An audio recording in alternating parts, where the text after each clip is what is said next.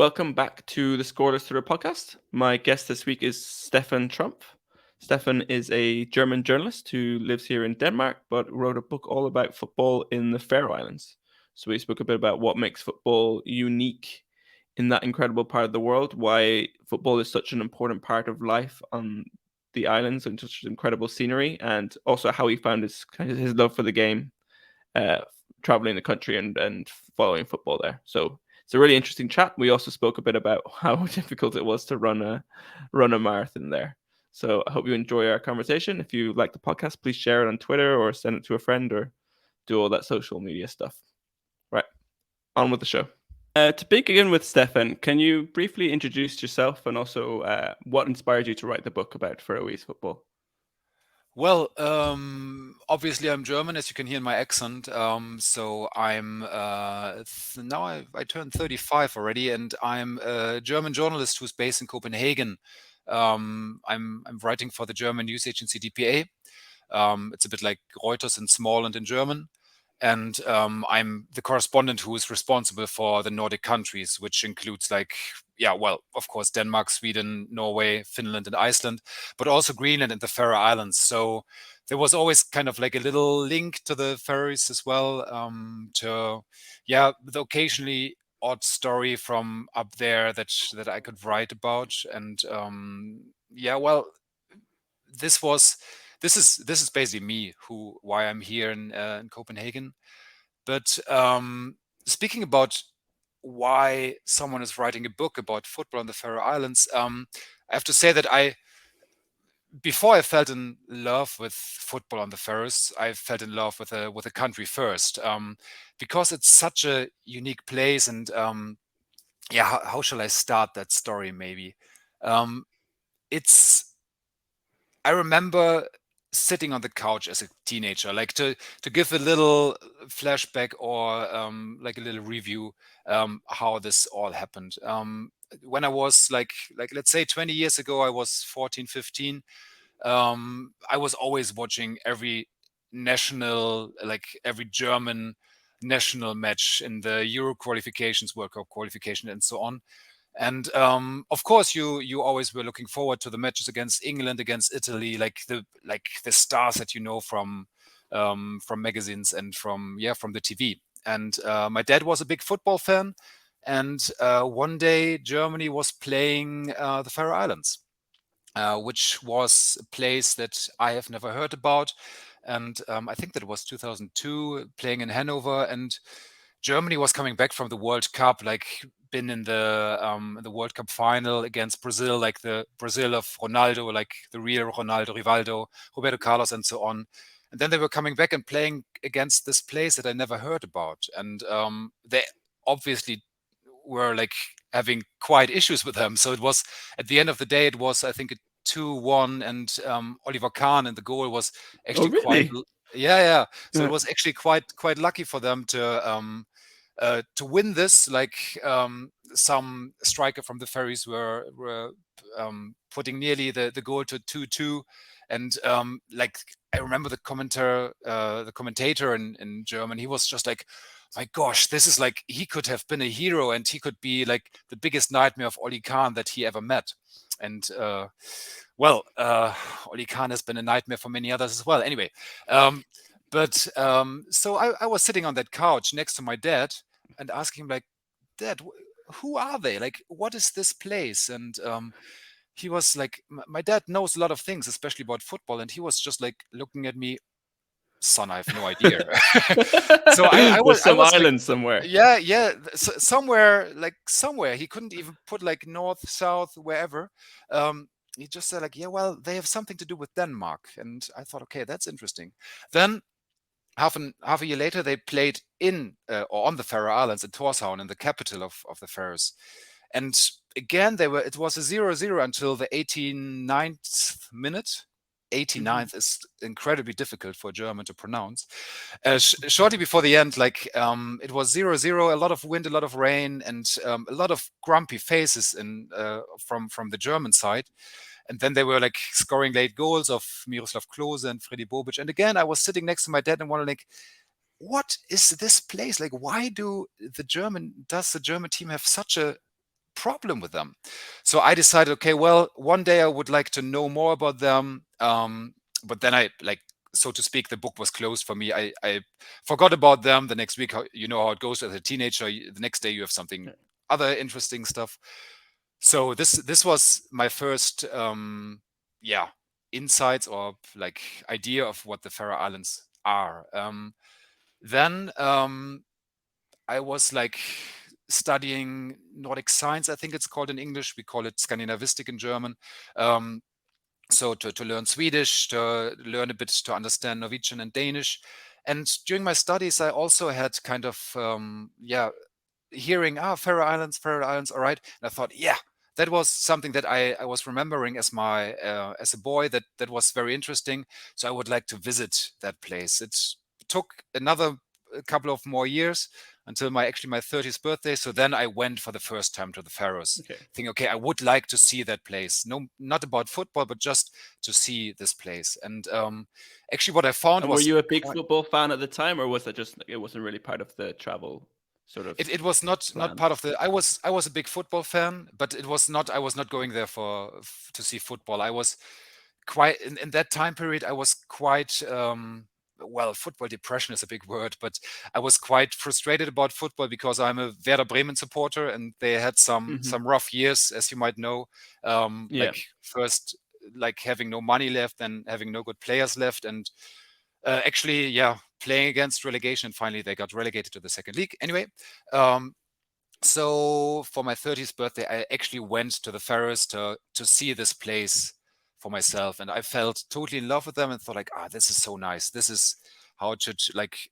This is a nice travel, like completely something that I never knew about, and you see this like, well, off the beaten track thing where you don't have many tourists, and it was, yeah, it was beautiful to see that. And yeah, this was maybe the my first, yeah, first travels to the Faroes. Then the second one was to run the marathon there a year later, and I was thinking like, well, I should like I want to know more about them. And then I was like, it was Corona times, I think, in 2021. Sorry, So as a what is journalist, the mm, Faroes marathon like? Are you running around up? Do you do up the hills and like through the? mate, it's like it's not well, it's fun in a way, but it's harsh. It was such a The hard thing. worst possible place to do a marathon, just like Yeah, blown well, away the whole time. it kind of like you're running 42 kilometers just against the wind. Like no matter, you can turn around and there's wind again. And it's just like I was going there. That was 2019. I was going there and I was the only one who was running in a t-shirt, because I always think, well, when you're running, you are getting warm a bit, and the people are looking at me like, you're running in a t-shirt, you're sure? So like, yeah, sure. And it was so cold and rainy, and I think it rained like 50 times. Like it stopped raining to blow a bit of wind, then it was raining again. And um and the nicest part was actually that like there was like, the good thing is like you are running along a fjord, so it's beautiful surroundings, awesome. But Mm. they have like, when you're coming back to Torshavn, like where it was starting and where it was ending, um they have like two, like it went uphill from kilometer 37 and 39, I remember. It was just going uphill for eternal times, I don't know. So it was quite a challenge, but I still remember that they, like, it was not, when you are in a big city and you run a big run with, I don't know, tens of thousands of people, it's quite anonymous. And that was really that, everyone afterwards, that the moms from the city were like making a salmon soup that was the best soup humanity ever seen, I think. So it was just so lovely to, like, everyone was sitting together afterwards. And it was quite a unique experience, definitely. Yeah. Yeah, Well, for sure. sorry Okay, for sorry, speaking about we got running. Yeah. sidetracked. I just had to know. Yeah, well, that's how it often goes with the Ferris, that you think like, what? This is happening here? But yeah, we wanted to talk about football. Sorry. Yeah. So why writing a book about Ferris football? Well, actually, the reason is because there was none, and that surprised me. So coming back to 2021, a lot of Corona reporting for me as correspondent, blah blah. and I needed a break. So my girlfriend and I, we went to the coast of Denmark just to like spend a week in a summer house, which, well, it was in November, so it was officially not a summer house, but it's some kind of cold place. And we were walking along the beach, and it was rainy, it was windy, like the waves were very high, and I was seeing some like a football laying around, and by chance, like it sounds pathetic, but by chance I thought like, Faroe Islands, and I was remembering reading an interview about with you might have heard about him. His name is Kevin Schindler. Um, Hmm. he was a German professional back like some years ago. He's about our age, and he it turned out that he became an assistant coach of Hobie Torshavn, of the record champion of the Faroes. So Yeah. Bayern Munich of the Faroes, so to speak. And I wondered, like, okay, well, he spoke a bit about football in the Faroe Islands, so I thought I want to know more about that. Um, but I couldn't find any more information. Like, well, some information in Faroese, which is a language that's not even Google Translate can translate very much. So it's actually big fun if you type in some Faroese words on Google Translate and you get like a complete different meaning than what it means. It's just, yeah, well, that's Like, again, nah, not today. no, like I remember booking a bus ticket and typing in like, what does that mean here now? And actually, Google Translate was translating to me, "Don't book this journey." And I thought like, well, on the official booking page of the bus company, that's odd. So anyway, so it's quite difficult to get information from the Faroes when it's not written in English or in any language that I might understand. So I thought, why is there nothing about football on the Faroe Islands? And yeah, this is how it started. That I thought, okay, well, if no one has written this, let's start to or I start doing research, and yeah, it turned out to be like a crazy interesting story that Mhm. of a small nation where football is still kind of real, I would call it, and where football is really like what I yeah, I was growing up with, like the football of the 90s, like really hard work, yeah, like a big team spirit, a big identification with a club, and yeah, this is what I found there actually. Okay. And so did you go travel the Faroes then and go to see the different grounds and the different places? Indeed. So I Yeah. found a German publishing company who said like, yeah, well, awesome idea. We go with this. This won't be the bestseller of, I don't know, the New York Times bestseller list or Spiegel bestseller list as we have it in Germany.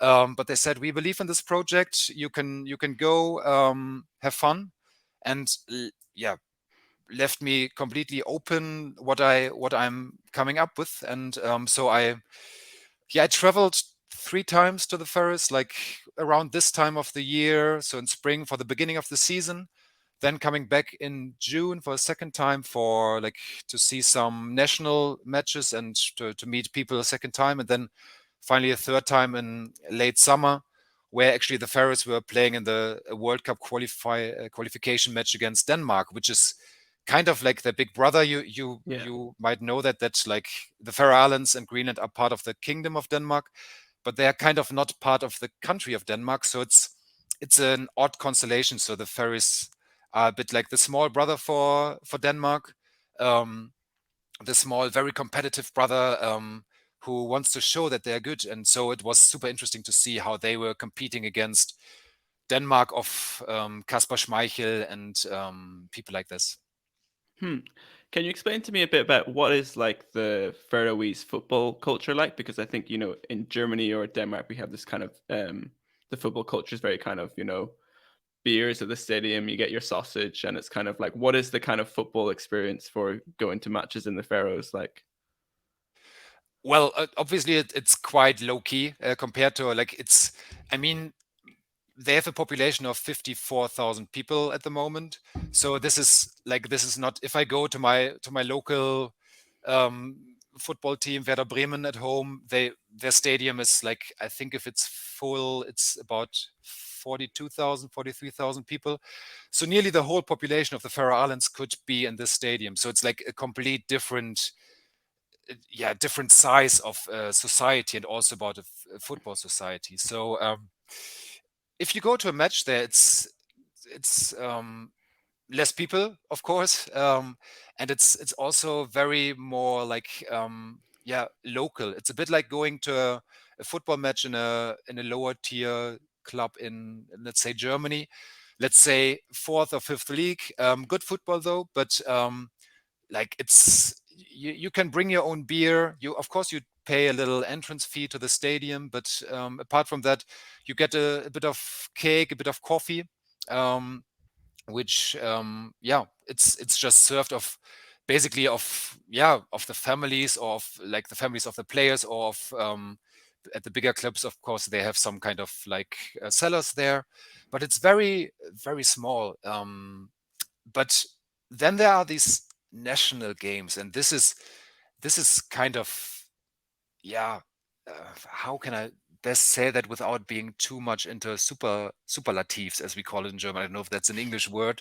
That you, Superlatives, yeah, it is. yeah, okay. So it's just awesome. It's like just picture this. You have 50 something thousand people, and 5,000 people of them are registered football players. So kind of every, like 1 in 10 people on the Faroe Islands are playing football basically. So you come to this national games, and you have a stadium where 5,000 people can be in, and you think, ah, well, it's a small place, but they are the loudest stadium I've ever seen. So it's just in crazy. Like they they started to have this national team fan club called Mm-hmm. Skansen. Yeah. Um, and I think they founded themselves 2014-15, and they are just giving like 200% every match. Like they are singing 90 minutes without any break. You see them painted fully in red, blue, and white, like the national colors of the Faroe Islands. And well, they give everything for, because then it's not just for, it's not just a game. It's really like shouting for your country.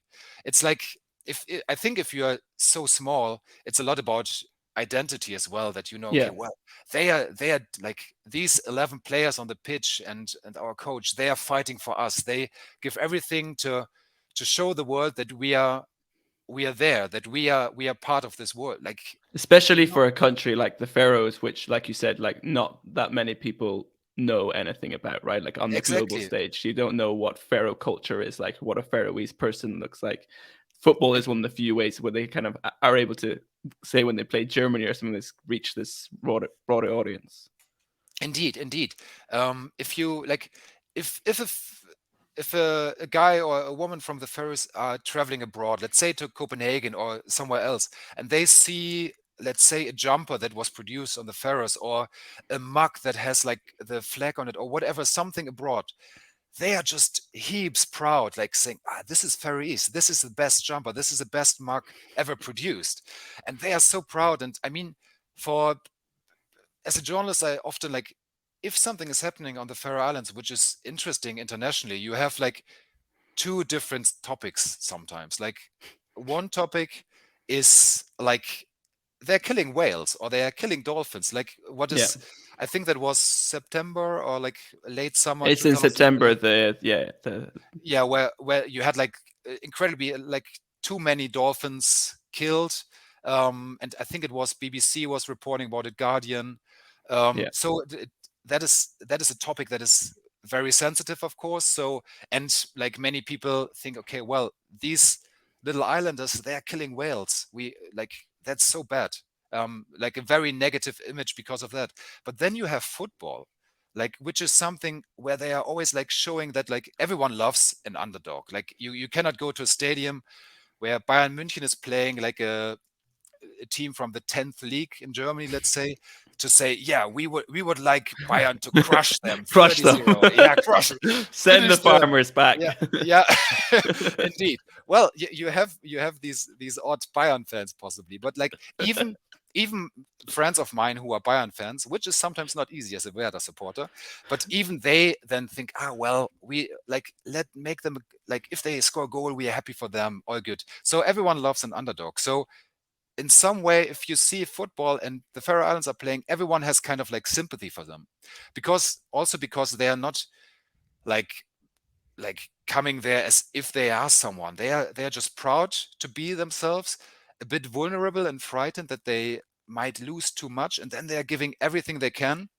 And I Mhm. think this is what every true football fan is appreciating, it to see a team that is like giving what they can. And this, surprisingly to me, it is like so good football that like they can play with this, like, yeah, relatively small amount of people, where you like, if you just have 54,000 people, you don't, you like, as a journalist I was speaking with there, he said like, well, in England you can, if you're number 9, if your main striker Jim is like injured, you can just bring in John or James or whoever you have on the bench. Like on the Faroe Islands, you don't have many Johns and James any much, so you really have to like the small amount that you have, they have to play. So yeah, it's quite Mhm. impressive what they achieve with a little amount of people actually. Were you able to discover kind of how football became so big in the Faroes, or like why it's kind of so tied, like you said, to identity? Um, like it became big, I think, because a bit it's linked to this situation that you are kind of a country, but you are also Yeah. part of a kingdom. So you are a country, but on the other hand, you are not. You're not. You're not. So to give an example, at the Olympics, you have the Faroe Islands are not allowed to compete under their own flag. So you had Johan Hansen, which is like an outstanding handball player. He was in the Olympic final. Last one, was it Tokyo 2021? Yeah. Has Denmark won it, 2020. or I think? Yeah, Um, probably. I think so. I yeah. think so. So Not Johan a Hansen. handball expert, but So so osmosis living here. well, I think, like, I know that they are like 3 times World They've Cup won the champions. world championships 3 times. I think they Yeah. definitely won the gold. Yeah, I think. Yeah. So Johan Hansen was winning that medal, not for well, for himself as a Faroese person, but he was winning that for Denmark. And so if you are from the Faroe Islands, you are competing for Denmark. So Yeah. it's difficult. So the Faroes always try to like be themselves in sports. And when we're going back to the mid 80s, 1980s, then the Faroes were deciding, okay, we want to become an own football country. Like, we want to compete under UEFA matches under our own flag. So UEFA, FIFA, they were allowing that. They had a test match, I think, against Iceland back in the days. And then their first match was actually to play Austria in 1990. So Austria was coming from the World Cup in Italy, and they had big stars like Andreas Herzog, Toni Polster, coming to this, like, I mean, they were not even playing on the Faroe Islands. They were playing in Sweden because there were no pitches on the Faroe Islands who were um, allowed to, where you can like compete on an official match for UEFA. So they had to play in Landskrona in southern Sweden. And there they was like the Faroese players. I spoke with one of them, and he said we were so frightened. We were like that they crush us 13-0 or something. And at the end of the day, legend goes, they were winning 1-0 against Austria, who was coming back from the World Cup and actually was a decent team.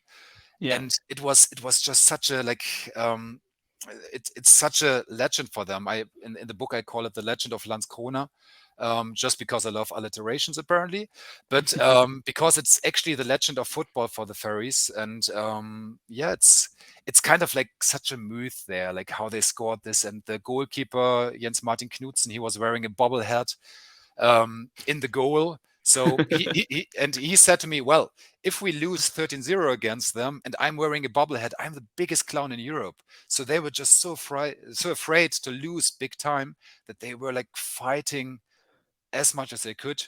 And this was kind of founding this football mythos that they have. And yeah, this is what actually built all this up to where we're standing now.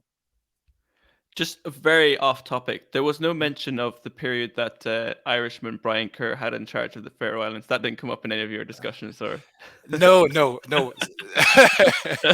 I That don't is think like he was particularly successful. That's what I was just. when like he wasn't there that long, was he? No, I think it was early 2000s, like 2004 or something, 2004 or Okay, something. yeah, well, so they actually, if they mention a coach, you might remember Allan Simonsen, like a Yeah, Danish football yeah. legend. I think he played in the Bundesliga as well for, was it Mönchengladbach actually? Um, I'm not a, sure. a great footballer, and he was coaching them and he was putting them on the next level. Like he's often mentioned, and of course Håkan Eriksson, who is now like he's a Swedish coach who won the Euro U21 with Sweden, and then he went over to the Faroe Islands to build them up. And yeah, he's just like building them up, and yeah, he's doing a good job. But no Irish coaches, so sorry. Okay, that's no problem. Have you become a fan of a Faroese football club? Was there one that sort of grabbed at the heartstrings, shall we say, or did you just have you tried to stay neutral? Uh, I I try to stay neutral, but of course you see the matches, you see the pitches, and it's of course there's a big sympathy for certain clubs, but as it goes, like even in a like fair enough, everyone from the Faroe Islands is an underdog when you speak internationally, but even in this underdog league, I was for the underdog. So there's like the oldest club of the Faroe Islands. It's called TB Tvøroyri. It's like in a very remote island in the very remote Faroe Islands, so it's kind of the end of the world. And they have a little football club there called TB, and Hmm. they have limited amount of money and still were like fighting to stay in the league. Not managing that year when I was there, but they now got promoted again last year.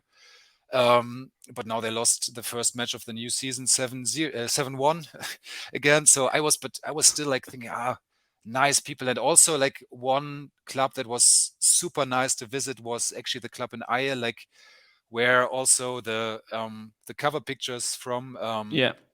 like I mean they have a new stadium, so they're not playing in this old pitch on the open ocean, but it's called EB Strymore, so it's kind of like two clubs that became one, merged into one, and they were just like incredibly beautiful, like friendly people that are just without words. Like it's that was kind of like I like these teams, but also like it's really hard to tell. I could like I mean they have 10 teams in the first league, and you like somehow I feel sympathy for all of them. Like Hobe, even though they're the record champion, they are kind of like having such a nice surroundings there.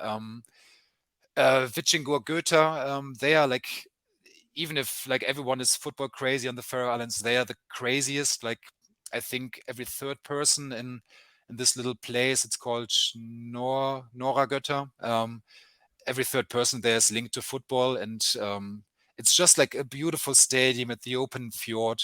The same Mhm. goes for Fuglafjörður. They are also on an open fjord, and it's kind of shaped into the mountainside, and you see this huge fjord while you're watching football. So it's actually yeah, it's sometimes I felt more in love with the stadiums or the pitches. Sometimes I felt in love with like the actual club. But yeah, it's difficult to put it down to one club maybe. Yeah. Are most of the clubs in this sort of top league, are they centered around Tohan, the capital, or are they kind of disparate around the islands in terms of the league? They're actually quite yes, distant kind of. I mean, um, in some way everything is a derby because like the Faroe Islands are not that big, so like maybe like the furthest you can go is about an hour. When well, maybe a bit longer when you have to go to Tebe, who's on this like remote island called Suðuroy. There you have to take the ferry or the helicopter. Helicopter is a bit tricky when you have a full football team, but so everyone has to take the ferry to go there if it's not too stormy. um, but yeah, so like Tórshavn, the capital, has two of the best teams like Hobe and B36, so B36. 30, 36, yeah. Yeah, so they are like yeah, they have this odd common stadium. So next to the national I've seen it stadium, where they each have one stand, right? it's lovely. Yeah, exactly. So they have like there's like one stand for Hobbe and one stand for B6 and yeah, like Kevin Schindler, he was an assistant coach at Hobbe, and he was mentioning to me like, well, sometimes we like we just look over to them and have a look what they are training as tactics, and they do the same with us. So it's very odd. Like they But share when the. Hobie are at home, is the B36 section of the stadium just left empty, or do Hobie fans do they allow themselves to sit on the seats of the B36? That is a good question. I have like finally you found something that isn't it's not written in this book, so Okay, I have to write an update second because edition. yeah. um so but good I was like curious. yeah, Must that's do. a fair point. I mean, like the stadium is like you have to imagine that on one side you have these like two stands, and then on the other side you have a very big stand that is kind of neutral, so white Yeah, seats. Um, and I remember like when there was a U21 national match against France, and France was playing with Camavinga from Real Madrid, and it was pouring rain. It was like I think I've never seen so much rain in like 90 minutes. So it when was it's raining lovely. sideways.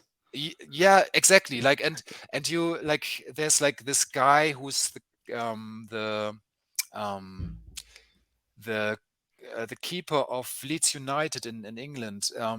Or he was at least back in the days. What is his name again? I forgot it. He was the France keeper, and I could see him just getting the rain in his face all the time, and then like because of Meslier. yes, exactly. Yeah, here we go. So is it Meslier? Yeah, yeah. Um, so he was getting a goal from like standing in the rain for 90 minutes, and then this like this 18, 19-year-old Ferry striker was scoring a goal against him from 40 meters because like there was a mistake in the defense of France, and the ball was rolling because of the rain. The whole pitch was soaked in water, and like the ball was running like so slow to the goal, and you could see him running behind it, not getting it. And then the Faroe U21 was actually having a 1-1 draw at the end of the day, and Yeah, it was like a national holiday for them. And like of all course. the fans, therefore I'm coming to that story now. Like all the fans were trying to get over to this white neutral um, stand because the wind was coming from one direction, like pushing the rain into this like Hobbe and B6 stand, so that you always had that in your face, and it was just like freaking cold, windy, rainy. So like you know what you love as a football fan when you're on the stand. So everyone was trying to make their way over to the more or less wind-proofed, not that rainy other side of the stadium, and it was yeah one of these matches where you think, is this now happening? And like by chance you as a German are experiencing that, and that's like yeah, all these things were very nice experiences and impressions to write this book. Yeah, of course. Yeah, what a unique match to be at. I'm hoping to maybe go to the Faroes this year.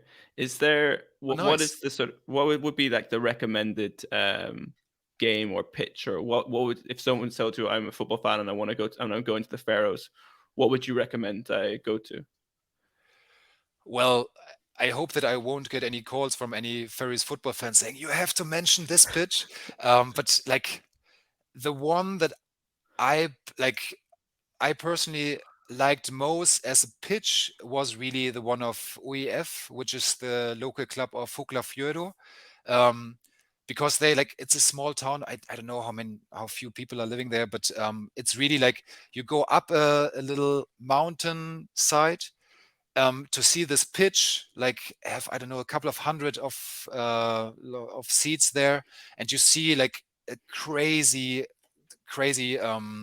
yeah surroundings. I think it's like also the opening uh, picture of this book. Of course, you cannot see that in a podcast, but here you can see it. It's like Get this. it on the YouTube. There we Yeah. go. Well, luckily, so it's kind of yeah, it's insane. I was so silly to take my mountain bike over there once to cycle there because I thought, oh yeah, it's quite flat there. Nope, it was not. But it's a lovely pitch to be there, and also like of course KI Klagsvik, which is like the furthest you can actually, or like one of the furthest places you can go from Tórshavn. But they are obviously the best club, like breaking records last season, now Yeah, like being on the same path again, and a very nice club as well. And they have a the very nice Faroese stadium. Real Madrid, but Yeah, at least, at least.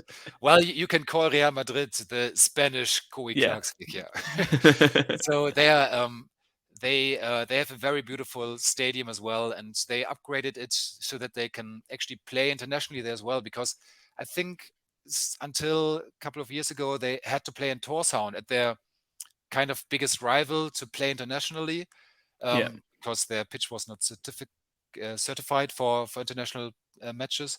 And now they're, I don't know, they used to play, like the champion of the Faroe Islands used to play kind of like a pre-qualification round for the qualification rounds of the Yeah. Champions League. So I think it's always in early summer that they play some teams Oh, they're from. in the one with Andorra and San Marino, Yes, like the exactly. four-team Yeah. one. Okay.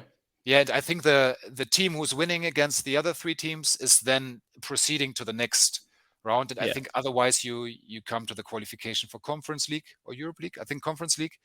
Yeah. So I think this is pretty cool to see. So Klagsvik and Fukafuori. I mean, the Tórshavn, like the national stadium, is awesome. Like especially when you have a national match going on there. Like I mean, they last year they had the Nations League. This year, I think it's again the qualification for the next Euro. Um, Were the unfortunately, they have national team were the yeah national team matches your best experience of football there? yeah So, yeah. like see like I mean I saw 4 matches. Like first a training match against Iceland, which was very interesting for me because you know the story about Iceland, who is actually going to the like who made it to the Euro, who made it to the World Cup, Yeah. drawing against Messi, like awesome, like boxing above the weight. And I thought like if Iceland, which has like 360,000 people, can manage to go there, how about the Faroe Islands? Could they manage that too? So I wanted to see how they like compare them a bit. Yeah. The second match I saw was actually the record match of the Faroe Islands. They bet Liechtenstein 5-1, which is the biggest win of them ever, like plus 4 goals. Yeah. And then I came back for the World Cup qualifier against Denmark, and then they won against, was it Moldova? I think, yeah. Um, I had a nice evening out afterwards with the Faroese fans, so I cannot remember much about the Moldova match. But the Denmark match, that was like, it was again a bit like what I mentioned earlier, like this is a very long time 0-0. Yeah. And I think in the 85th minute or something, Jonas Wind was scoring a header, so that finally Denmark won 1-0. But I remember like around the 70th minute, the spokesman of the association, like the football association of the Faroes, again, such a big, difficult word for Germans, association.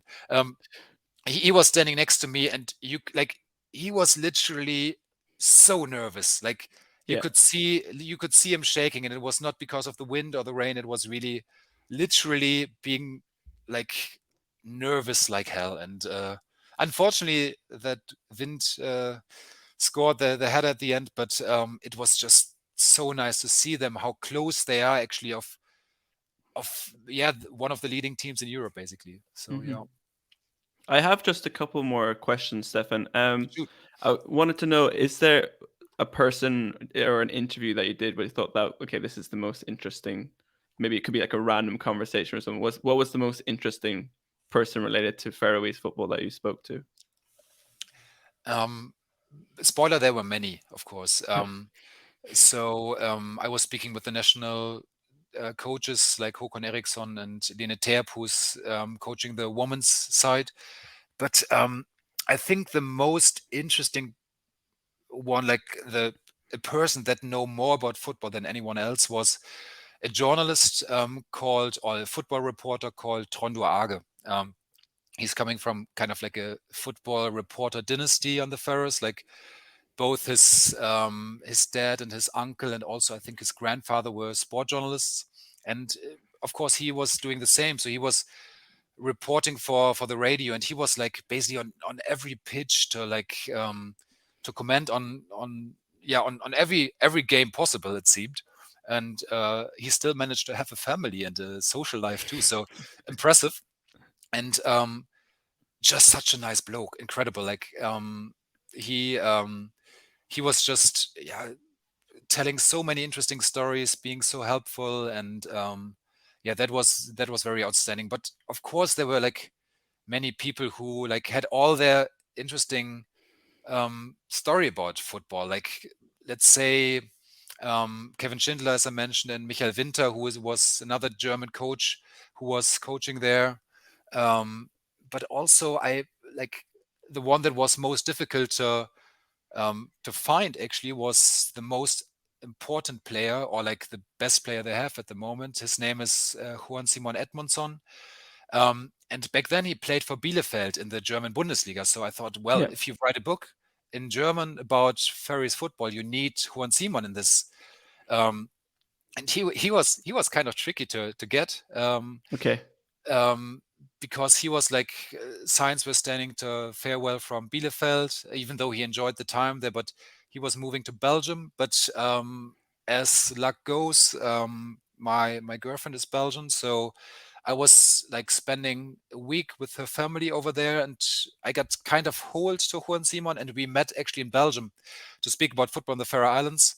And that was super interesting to speak with him about his experiences from Germany, but also how he explained to me how impossible for him as a boy it has been to become a professional football player. Like, most of Yeah. the people on the Faroes are not earning much money with football. Like, most of them No. were amateurs. Now, of course, they get a bit of money. It's getting more professional there as well. But for him as a boy, it was just impossible to see this path as a professional football player. And he kind of opened so many doors for young players to that they see, this is possible. Like, we can go abroad if we dare, and we can actually become football players, or kind of like earn our money with football. So um, these were just some of them. Like, I mean, meeting the fans was outstanding. Meeting different players was crazy. Jens Martin Knudsen, that former goalie with the bobblehead. Or I also, like, I sat on the couch of Frau Benjaminsen, who is the record national player and the record league player of the Faroes. And it was just so easy to get in touch with them. Like, it was like, yeah, just come by, let's have a coffee, let's talk football. And it was just Yeah. like, if you compare that, like, just imagine you would be, let's say, a Frenchman, and you call Mbappe and say like, Kylian, I would like to do an interview. And I don't think that would happen. Or, well, okay, Frau Benjamin is a nice guy, but I think Mbappe is even a better football player. Fair Yeah. enough. But like, these people are so down to earth and really like close to the people. Like, like, they are like, no one is riding an expensive sports car there, or like bragging with anything, because if you're bragging, the whole country immediately knows, this is a bragger, we don't like him. Yeah. So they are like, everyone is really yeah Were people polite. very surprised when you told them that you were writing a book about Faroese football in German, or? Definitely, like, it was like, what are you doing? But then they understood and thought like, okay, well, that's cool. But like, of course I could always sense that they are kind of careful as well, like thinking, okay, well, why is someone from such a big country, like, I mean, I don't consider Germany big, because like, there are bigger countries in the world. But if you're from a small place like this, you think, wow, this is a big country. Why is someone writing from there? So they like are a bit like, yeah, um, Wary of. very and careful. And then when they open up, it's just like, I think some of the most friendly people I met in my life so far. Yeah, definitely. Okay, great, Stefan. So the book is in German. Is there any chance of an English translation, or what is the Well, I what's the count on you story? as my lobbyist, kind of like the guy who's like calling every publishing company in England, or in Yeah. Ireland in your case, saying we need this book. Um, Okay. no, but fair enough. It's I think there's no chance to get it translated. I mean, it has a very German angle, like with, as I Okay. mentioned, once Simon in the Bundesliga with the German coaches, the German matches from back in the days where like kind of like I tried to start the whole conversation about football. But I think it would be also an interesting read in English. Yeah. We just need to find Mhm. a publisher for that. What is the title in English? I wanted to do a Google Translate job earlier, but sometimes I It's don't it's wanna it's didn't kind want of to a risk pun. it. So it's called "Elli wo Freunde müsst sein," which is like we have a saying in Germany which means "Elf Freunde müsst ihr sein," which means you have to be 11 friends. There's a famous magazine, right? Elf the one. Exactly, like Yeah. Elf Freunde, which is our leading, like our 442 in Germany, and it's kind of yeah, Elf Freunde müsst ihr sein is kind of like a saying for you have to be a team, Yeah. you 11 have to be friends, you have to be unity, and Elivu means 11 in Faroese, so it's Okay. quite of like we changed that little bit. I thought about like something with like, oh well, yeah, we with another title, but I think this is yeah, this is what it means, and I think it's especially fitting to the Faroe Islands because there I could really sense this, like that you have this sense of unity and Community. and community, team spirit, and obviously, like if you just have 11 boys in a small town and one is getting injured or one is deciding, well, I do another sports, I do handball or swimming or rowing or whatever, then you cannot play football any longer because you're missing that one person. So you really have to stick together, otherwise you cannot build a team, basically, right? Mhm. Well, if any of our listeners speak a bit of German, I highly recommend that they check out the book. Yeah, Are I you appreciate that. Yeah, well, learn a bit of German. I try to write it as easy as an easy read as possible, so it's not a scientific book.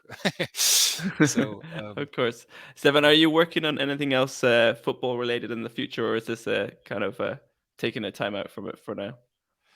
well, I'm to be honest, because of this book, I became like I felt in love with second time, kind of like I mentioned it earlier that it was a bit like, football sucks, like everything is just about money, and now I thought like, well, football is so nice, so now I actually use my time to see more football matches again, and yeah, well, fair enough. That's so I'm not working on any football related book or anything, but spend my time more on like chillaxing a bit on football pitches, basically. Yeah. Okay, great. But And if if people you want to like, follow your Twitter or anything, where can they find you? well, I'm quite a boring German guy. So on Twitter and Facebook and so on, you just find me on my name, Steffen Trumpf. And since like on Instagram, you find me as real Steffen Trumpf as well. There's no correlation or relationship to that Donald guy in Washington. I just have to add that one. So please mind the F at the end of my last name. Do you have issues when people say your especially in Denmark say your second name, or do they know that it doesn't sound Well, the same? it's at the beginning it was quite funny. Like I mean, like Trumpf in German means the trump card, so it's kind of like having a nice connotation. It's like we even have a chocolate brand that is called Trumpf. So it was always that I thought, nice name, not too bad. And then It that could have guy been came, worse. yeah, and then that guy came around, and like difficult. So I had a very sincere talk with my mom. Said, "Mom, we have to talk. Is there any relationship to the ancestors of that guy?" And she said, Yeah. like, "Son, no, we don't have any ancestors down there, so don't worry. You can still be proud." And And we it's don't want to look. fair enough. No joke. This week I was at related to my journalistic work at a meeting with a company and so on, and had to cover that story. And I had a name tag in front of me, and it was really Steffen Trump in front of me. So no joke that I thought like, okay, well, this is kind of funny, but sorry, now I have to write very mean things about you, which of course I haven't done, but it's really like it's coming back. It's coming back. Um, Okay. I hope he's not coming back, but No, well. no, no. Let's hope not to. All right, Stefan. Thank you so much for coming on the podcast and doing this. It's been really good, really interesting. Thanks for having me. Cheers.